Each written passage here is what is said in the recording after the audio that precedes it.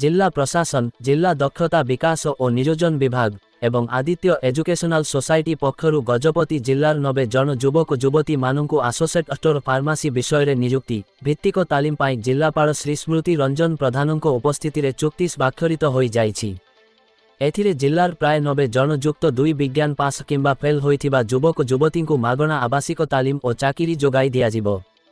जिला प्रशासन तरफरु जिला दक्षता विकास और नियोजन अधिकारी श्री सौभाग्य स्मृति रंजन त्रिपाठी और आदित्य एजुकेशनल सोसाइटी श्रीकाकुलमर कार्यनिर्वाही निर्देशक श्री नागेश्वर राव चुक्ति स्वाक्षरित करथिले।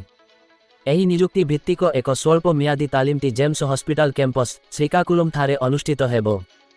एही अवसर में श्री शिवाशिष साहू दक्षता विकास और नियोजन अधिकारी उपस्थित थिले।